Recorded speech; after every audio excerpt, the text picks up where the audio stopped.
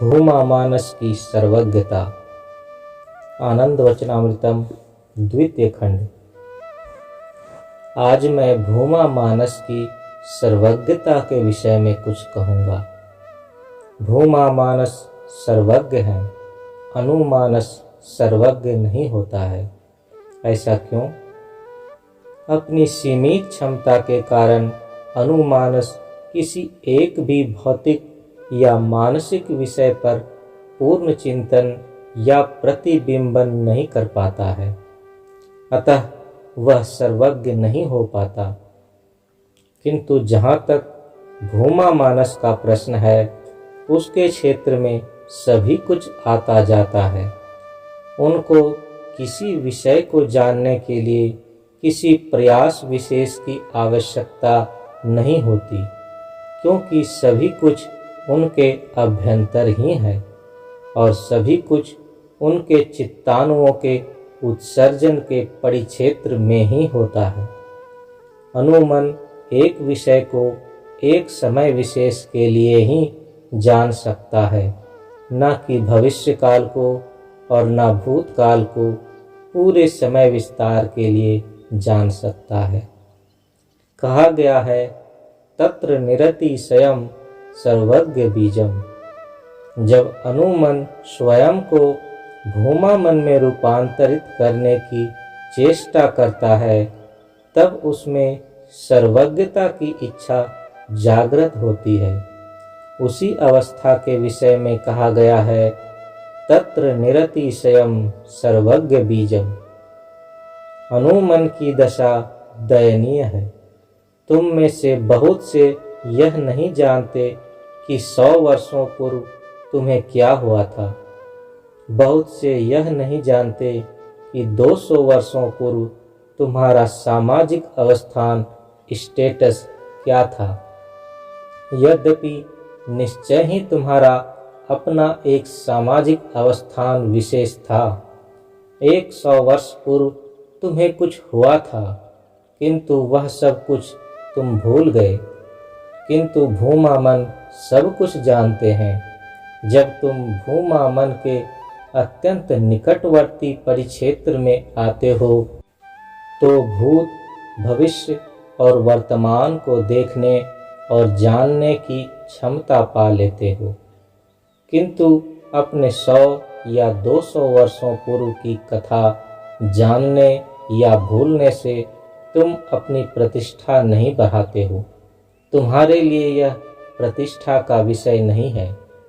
रहस्य की सर्वोत्तम बात है जो तुम कर सकते हो, वह यह कि तुम उनके सन्निकट आ जाओ और उनसे निकट का संबंध बनाओ और उनसे प्रेम करने लगो, और तब सब कुछ जान लो। लोग तब कहेंगे, यह छोटा लड़का कितना कुछ जानता है। वास्तव में छोटा लड़का तो कुछ नहीं जानता, किंतु वह परम पुरुष से प्रेम करता है, इसीलिए वह सब कुछ जान गया है। अस्तु, जो कुछ भी भूमा मन को ज्ञात है, वह सब कुछ उनकी अनंत संरचना और अनंत देह के अभ्यंतर ही है। उनके बाहर कुछ है ही नहीं। सभी कुछ उनके आभ्यंतरिक मानसिक परिक्षेत्र में अपना अपना मानसिक प्रक्षेपण है। इसीलिए वे सब कुछ जानते हैं और सदा जानते रहेंगे। व्यक्ति के लिए, अनुमानस के लिए प्रायः सभी कुछ बाह्यिक है। यही होती है उसकी अपूर्णता। अध्यात्म साधक की अध्यात्म साधना तब क्या है? वह है एक प्रवाह गति, अंतहीन प्रवाहमान गति, अपूर्णता से पूर्णता की ओर, प्राण केंद्र की ओर। भूमा मन के विषय में कहा जाता है कि सब कुछ उनका आभ्यंतरीण मानसिक प्रक्षेपण है और यह संपूर्ण सृष्टि उनकी कल्पनात्मक अभिव्यक्ति, साइकिक कोनेशन है। इसीलिए उन्हें अंगों की आवश्यकता नहीं रहती है, न ज्ञानेंद्रियों की, न कर्मेंद्रियों की। सब कुछ उनके भीतर ही हो जाता है, किंतु अनुमन के लिए अधिकाधिक वस्तुएं बाहर ही स्थित हैं। इसलिए अपने को अभिव्यक्त करने के लिए अनुमन को कर्मेंद्रियों की आवश्यकता पड़ती है, क्योंकि भूमा मानस को प्रेरणात्मक या ग्रहणात्मक कर्मेंद्रियों या ज्ञानेंद्रियों की आवश्यकता नहीं होती है। इसीलिए वे अनंत हैं। वे एक अशरीरी नॉन कॉर्पोरल सत्ता है। जब सगुण सत्ता और निर्गुण सत्ता का मिलन बिंदु सगुण और निर्गुण का स्पर्श रेखीय तत्व पांच भौतिक शरीर के संपर्क में आ जाता है, तो हम उसे कहते हैं तारक ब्रह्म का आविर्भाव। इस स्थिति में भी प्राण केंद्र वहाँ रह जाता है। अतः वे भी बिना ज्ञानेंद्रियों अथवा कर्मेंद्रियों की सहायता के सर्वज्ञ होते हैं।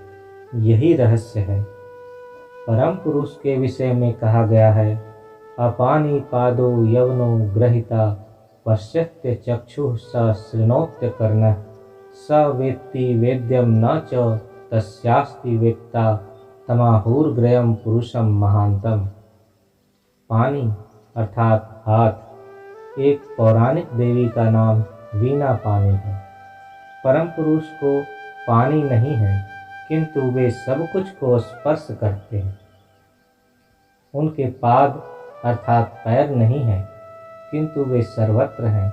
वे सर्वत्र घूमते हैं।